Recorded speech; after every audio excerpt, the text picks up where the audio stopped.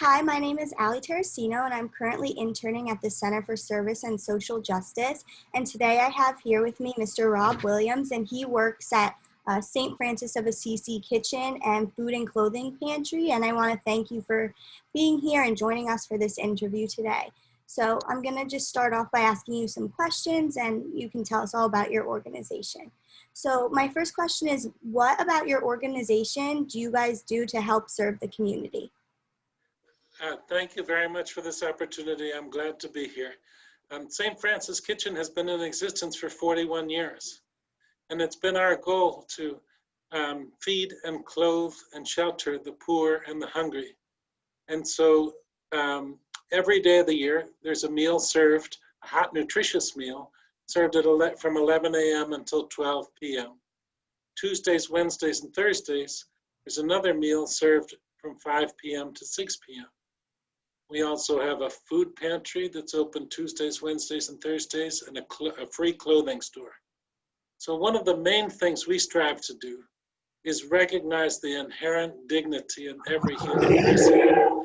So we're very intentional about that in the way that we treat people. For example, we call our food pantry a client choice food pantry. So to the degree possible, we try and make that like a grocery shopping experience, one in which people can make their own selections. And so we have it up on the shelves, and if they like this kind of pasta instead of that kind of pasta, they can pick whatever they like. So we have a point system, and similarly, our free clothing store is like going to the shopping mall, and not quite as exactly like the Boscovs, but we try and keep the atmosphere very nice and lay it out so that people can make selections in a way that's comfortable and respectful. That's great, and that's like very nice. It's nice to have something like that in the community for people. How do you see your specific program organization meeting the needs for the community?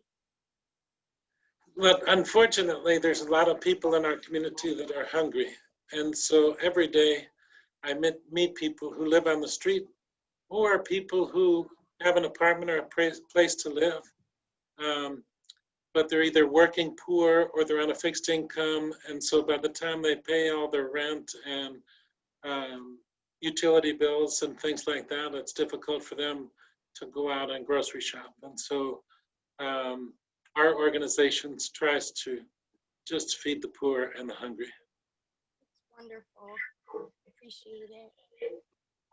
How do you think your organization has been affected by COVID-19? That's an interesting question. We really, in the early stages of COVID-19, needed to contract a little bit because we were having difficulty getting volunteers, and even some of our staff members couldn't continue. And so we stayed open throughout. And so in the 41 years of history, the kitchen has not served the 11 a.m. meal 4 times. And I think it had to do with broken pipes and, 4 feet of snow or something. But we have every single day in the last 12 months. I became the executive director in August 2019. And the 11 a.m. meal has been served every single day in that time. And so we didn't miss a beat during COVID in terms of our hot, nutritious meals. They are served now in to-go containers. So we provide more of a grab-and-go meal than an eat-in dining kind of experience. That's wonderful.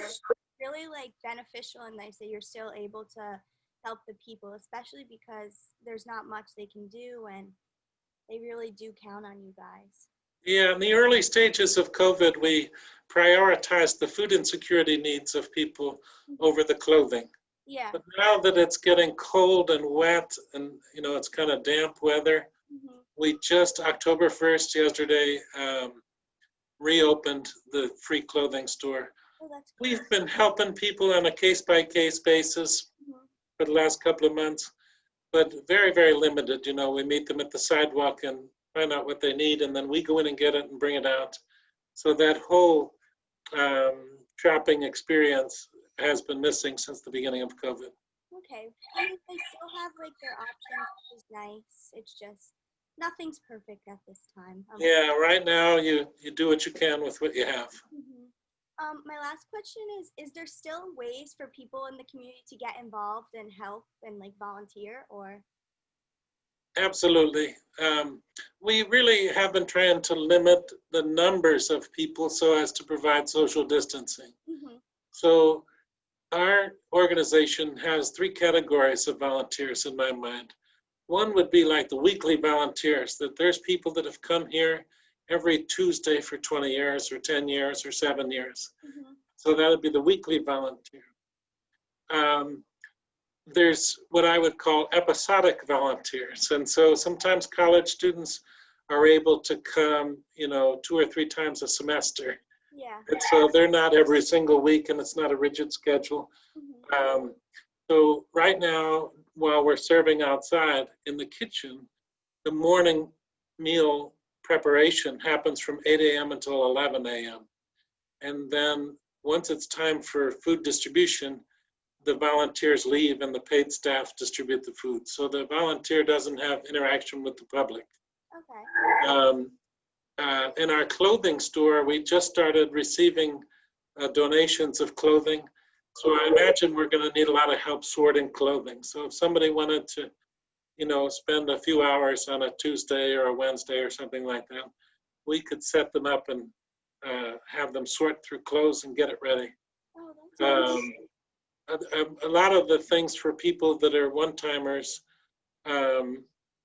don't really engage them with the public at this moment. That makes sense. It's more behind the scenes kind of work that, you might have, in the case of the kitchen, you might have 8 or 10 volunteers that are spread out pretty good and that are doing the meal prep. So it's preparing a green salad or cutting fruit for fruit salad, or we serve a hot, nutritious meal, like I said, but it's not just soup and bread. People have a green salad, they have a fruit salad, they have bread, they have a starch, they have a meat or a fish or something, and they have dessert. So it's about a 6 or 7 course meal that we serve. That's So great. there's work to prepare. I'm trying to remember we were talking about a third category is really groups from organizations. So UPS or Fidelity Bank, different groups come, and we've really, or sometimes last year, the basketball team from Marywood University came all at once. We really haven't been doing too much of that right now for obvious reasons. And so if somebody calls and says, can I bring 10 or 15 from this club or this class, our answer at the moment is most likely going to be no, or let's figure out a way to do that in a non-gathered way. Mhm. But those are the three categories of volunteers that we have. Well, that's like amazing that you're still allowing volunteers. You're still helping the community as much as you can, especially during these like trying times. Yes. Because I know a lot of people in different organizations are struggling to find like a happy medium, but it seems that you guys have really found something that works as well as it can for the time being, which is That's right. amazing. Well, I want to Yeah. thank you. Thank you very much. Yes, thank you so much again for agreeing to do this interview. And I'm going to say if anybody has questions or wants to volunteer, I'm going to just direct them to the website. So Sounds very good. Thank you very much, Allie.